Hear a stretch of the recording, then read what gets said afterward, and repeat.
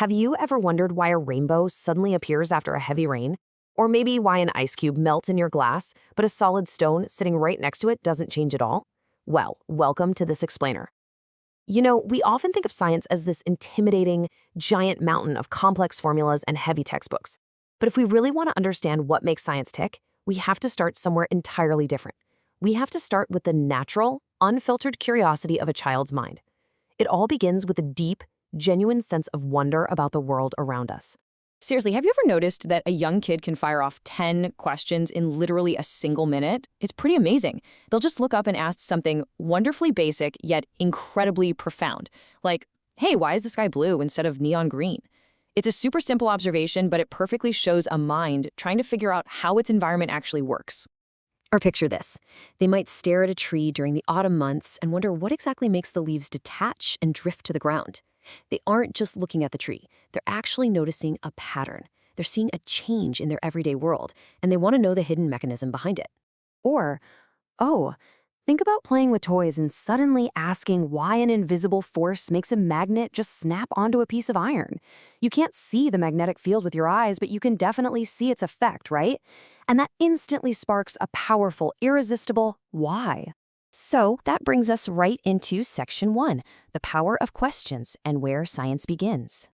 Now, while most people try to answer those rapid-fire childhood questions quickly just to move on with their busy day, science does something brilliantly different. It actually slows down to investigate. See, science isn't just a dusty book of random facts and definitions that you have to memorize for an exam. It's an active, dynamic way of exploring the world. And the secret? It always begins with a question, not an answer. All right, let's move along to Section 2, the scientific journey, which is a method of discovery. Imagine you're walking outside right after a massive rainstorm. You look down and you see earthworms all over the wet pavement. Now, instead of just stepping over them and walking away, asking why in the world do they come out when it rains becomes your call to adventure. Just by asking that, you've taken the very first step on a scientific journey. And that brings us to the exact steps a scientist takes to find the truth, rather than just taking a random guess. First, you observe carefully. Then you gather information, maybe about the soil and the rain. Next, you come up with a prediction, test it out with some experiments, and finally, you study your results.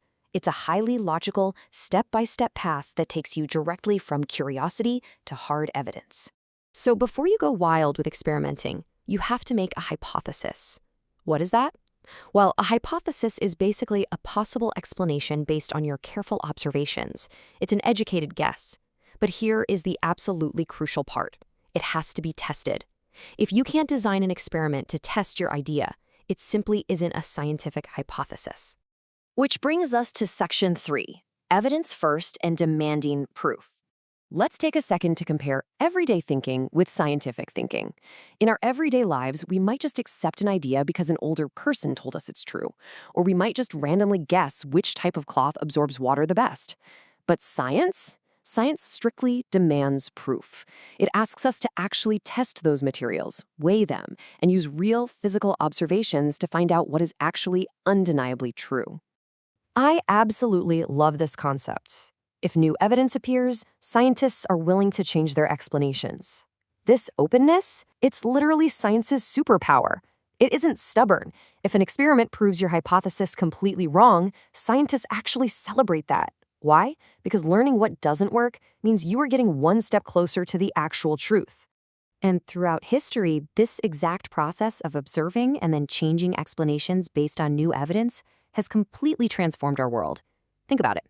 The theory of gravity started with a simple, why do objects fall? Modern medicine was born from asking, why do diseases spread? And our entire understanding of the universe came from wondering, why do planets move? These were massive, world-changing breakthroughs, and they were all born from incredibly simple questions. Moving right along to Section 4, science is everywhere in our everyday world. Because, you don't have to look back at ancient history to see this in action. It happens right in front of you every single day. Science asks you to look at a metal spoon getting hot in your cup of tea, or why your shadow changes size on the sidewalk during the afternoon, or how a tiny little seed manages to push through the hard dirt to find sunlight. It invites you to investigate the ordinary, because when you really look closely, the ordinary is actually quite extraordinary. Which leads us perfectly to Section 5. Anyone can be a scientist And no lab is required.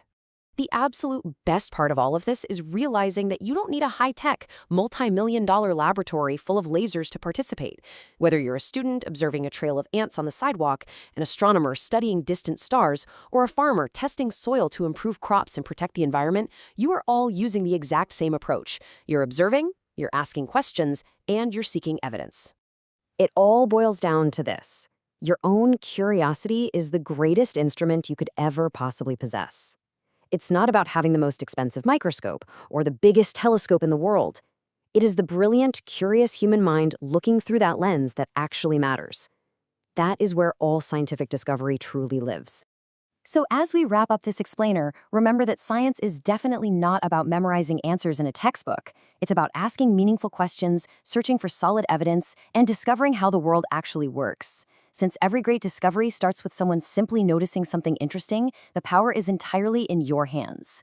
So what incredible mystery will your questions lead you to uncover next? Keep observing, keep questioning, and keep exploring.